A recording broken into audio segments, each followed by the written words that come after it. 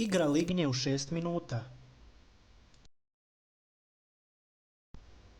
Radnja se dešava u Koreji, a glavni lik je Sung Gi-hun, srednjovječni čovjek koji živi jako siromašno sa svojom majkom. U dugovima je do grla, do te mjere da ga traže lihvari za novac koji im duguje. Sung Gi-hun ima i kćerku iz prvoga braka, koja živi sa svojom majkom i očuhom. Očuh koji može priuštiti stvari koje Sung ne može. Čak i saznaje da mu kćer treba otići za Australiju, što bi značilo da bi bili još udaljeniji. Song je za svoje godine jako neozbiljan, ali kada se njegova majka razboli, poduzima očajnički potez i pokušava svojim bližnjim da skupi pare za njenu operaciju. Kada pomisli da su mu sve lađe potonule, on upozna regrutera iz igre lignji, koji ga na jako lukav i primamljiv način regrutuje.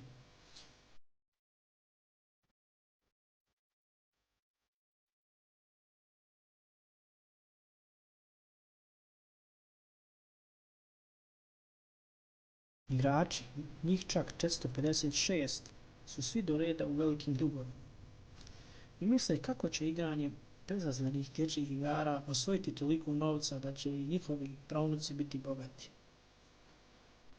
U igru su uključeni frontman i njegovi vojnici. Svako od njih ima ulogu tako da igrači ne mogu da remete mir i svako ima pravo izbora.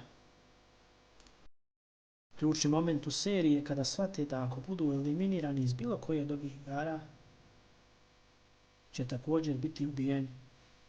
Ulozi su previsoki na tom ostrvu, ali ipak odlučuju da igraju te igre. Jer ako bez novaca izađu van, čeka ih još veći pakao.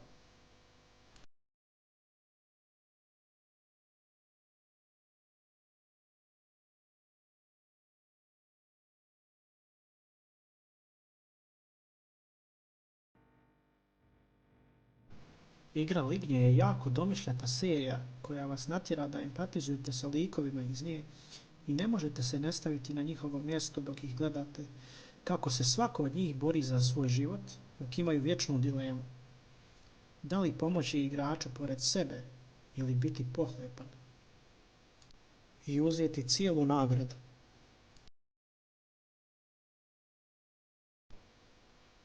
Centar ove priče je Sung Gi-hun koji se drastično mijenja u ovoj igri, pokušava pomoći i sebi i drugima.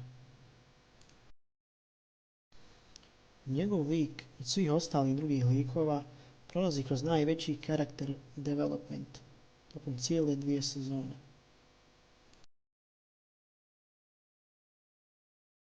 Četvrta igra, igra klikera, je igra u kojoj biva testiran i njihov nagon za preživljavanje i njihova empatija sa ljudima s kojima su se zbližili. Kod većine ipak prevlada pohlepa. Pred petu igru eliminiraju ljude u koje su se najviše pouzdali i s kojima su se najviše zbližili. Scenarij cijele ove serije je jako zanimljiv i unikatan, do te mjere da stalno imate plot twisteve, emotivne scene i na kraju svake epizode, kad su ulozi sve veći, vi gledaoci, kao i igrači, želite sve više i više.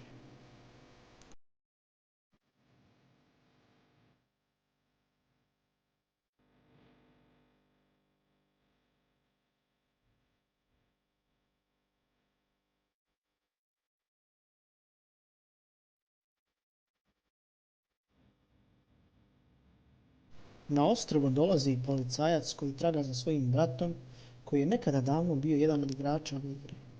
Ispada da je njegov brat frontman ove igre ili ti ga čovjek koji je bio zaslužen za nadgledanje cijele ove operacije. U petoj i najriskantnijoj igri od njih 16 ostaje samo troje. U isto vrijeme zavise jedni od drugih dok moraju da donesu jako teške moralne odluke. Pred šestu igru Songov najbolji prijatelj eliminira djevojku s kojom su trebali ući u finalnu igru. Song, sada uvidjevši kakav je njegov prijatelj, više u njemu ne vidi prijatelja i potporu, nego prepreku do cilja. Iako tokom cijele ove igre nije pazio samo na sebe, pobjeđuje u cijeloj ovoj igri i na taj način govori kako sredstvo ne opravdava baš uvijek cilj. Najveći plot twist se desi kada saznamo da je Gambu Oil Nam tvorac cijele ove igre Kreirao je cijelu ovu igru radi vlastite zabave. U zadnjim scenama vidimo kako tu nije kraj igre Ligni i Song Ji-hyun umjesto da krene svoje ćerke u Australiju, on se zaklinje da će uništiti cijelu tu pokvarenu operaciju, iako bi ga to moglo koštati života. Ova igra jako domišljato i vješto pokazuje naš poredak u društvu.